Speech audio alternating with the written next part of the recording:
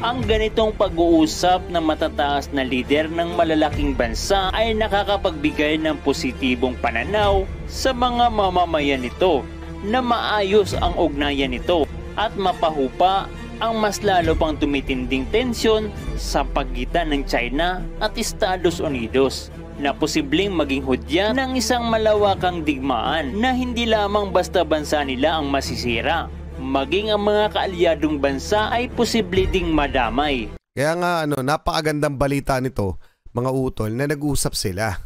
Ang magiging problema lang naman talaga nito kung may isang bansa dito na hindi tutupad sa napag-usapan. Kung ano man napag-usapan nila, syempre ilalabas naman, ilalahad naman yan sa news, no? Sa public, ipapublic naman yan. Pero nakalabas na mga utol na maganda naman yung naging resulta ng kanilang usapan at yung foreign minister nila naman ang dadayo sa Washington at ini-schedule na ito.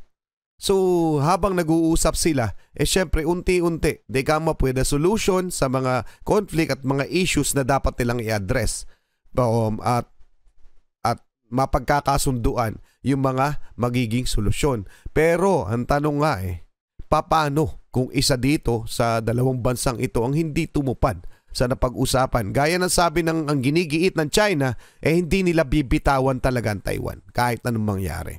Bago tayo magsimula sa ating featured video mga utol, ay inaanyayahan ko muna kayong paki-like and paki-follow ang ating official Facebook page, Alamin Natin PH, para na rin sa mga mahihilig manood sa Facebook. Maraming salamat po.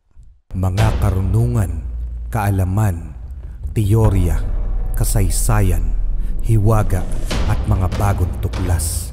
Alamin natin. Nitong nakaraang June 19, 2023 mga utol ay bumisita ang State Secretary ng Amerika na si Antony Blinken sa Beijing, China mga utol. Ito'y bilateral meeting nila ni President Xi Jinping. Ayan mga utol. Siyempre marami silang pag-uusapan at mas maganda na rin dahil pwedeng madaan sa diplomasya kung ano mang issue o sigalot meron ang dalawang naglalakihang bansa, ang China at ang Amerika. Yan ang ating aalamin mga utol mula kay BTV Pilipinas. Paki-subscribe yan, paki-like na rin yung video. Ayan, pero eto matindi. Nako, China, pinapili ang Amerika, dialogo ba o tunggalian? Kung maglalaban ba o mag-uusap na matiwasay? Yan ang ating aalamin, game na. Ganda na rin, no?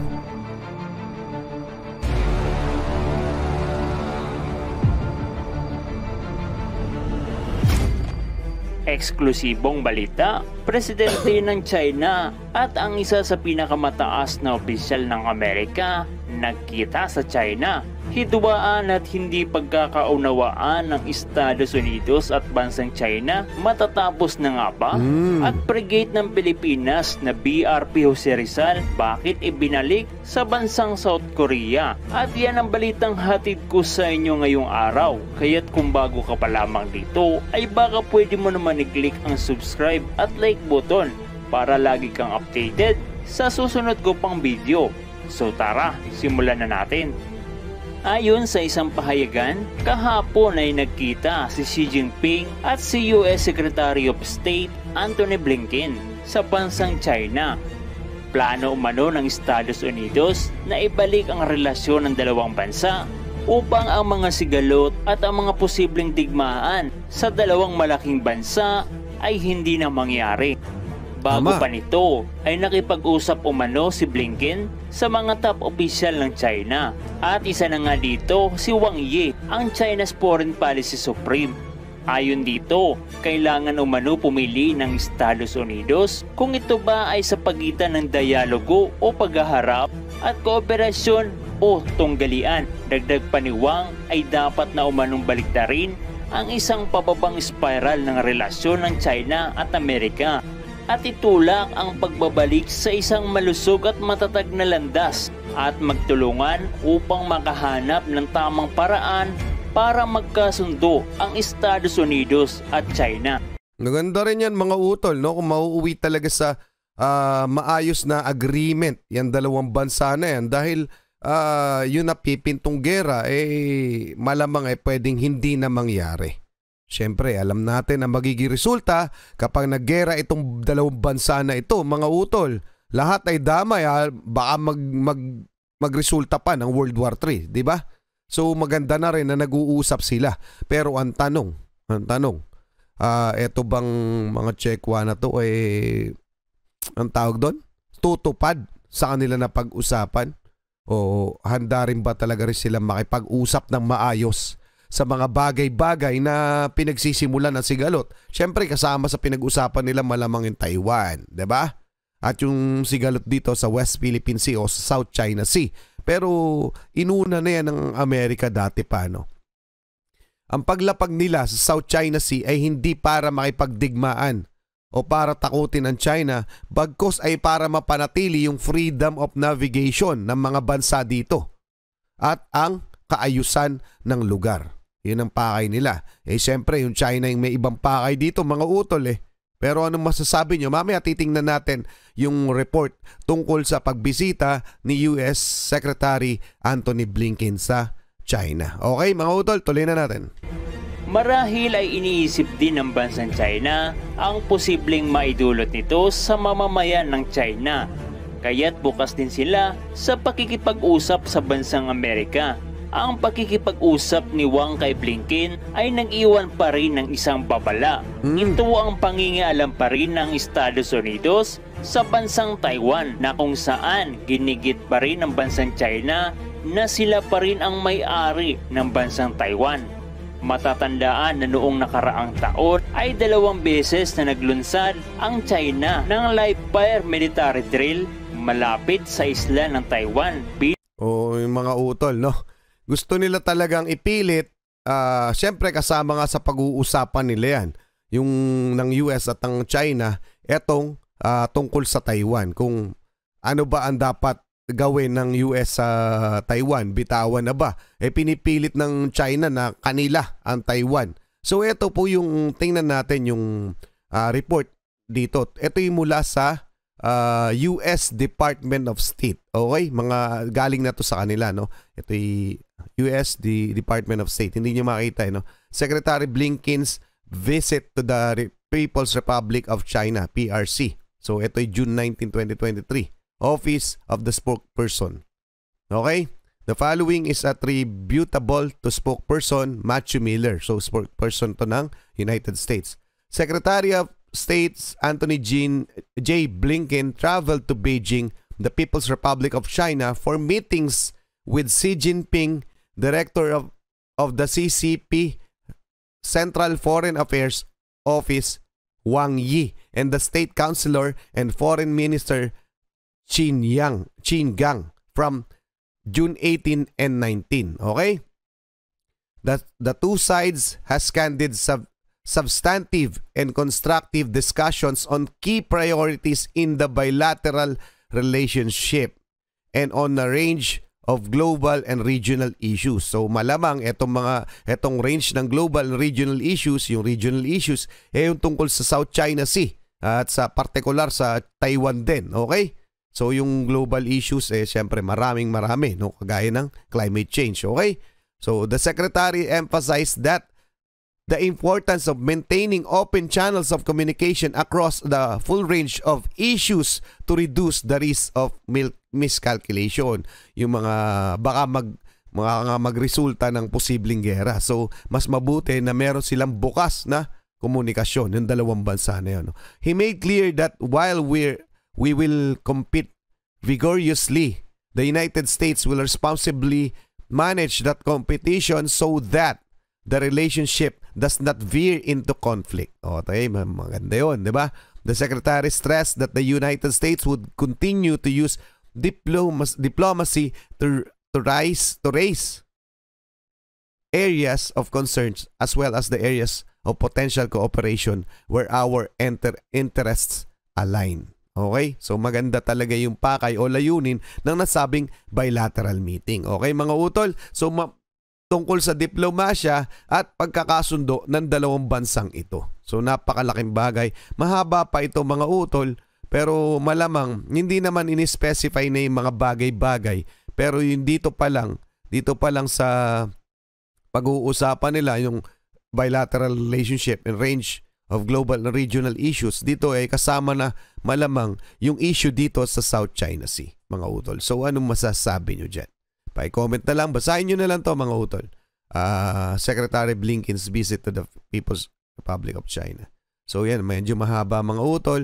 So both sides agreed on follow-on senior engagement in Washington and Beijing to continue open lines of communication. The Secretary invited State Councilor and Foreign Minister Chin to Washington to continue this discussion, and they agreed to schedule a reciprocal visit at the mutually suitable time. Okay, mga utol? So malinaw na magkikita muli at mag-uusap muli ang dalawang bansang ito hinggil sa mga issue, global issues at regional issues at kung ano-ano pa mga isyung kinakakasangkutan nila.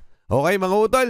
Malinaw yan at magandang balita ito kasi hindi na, dahil sa pag-uusap na yan, hindi na sila magkakaroon ng kumbaga, medyo lumalabo na yung istorya ng gera. Okay? At iniiwasan yan natin. Alam kong ayaw nyo rin yan at ayaw yan ng buong mundo. Okay, tuloy na natin. Ilang pagprotesta at galit nito sa ginawang pagpupulong ng mambabatas ng Estados Unidos at mga lider ng bansang Taiwan. Ayon pa nga kay Wang, ukol sa isyu ng Taiwan, sa isyong ito, ang China ay walang puwang upang makipagkompromiso o pumayag. Sa madaling salita ay hindi kailanman papayag ang bansang China na ibigay na lamang ang kalayaan ng Taiwan at humiwalay ito sa mainland China. Matapos nga ang pagkikipag-usap ni Blinken sa mga top opisyal ng China, ay higit kalahating oras naman nakipag-usap si Blinken kay China President Xi Jinping.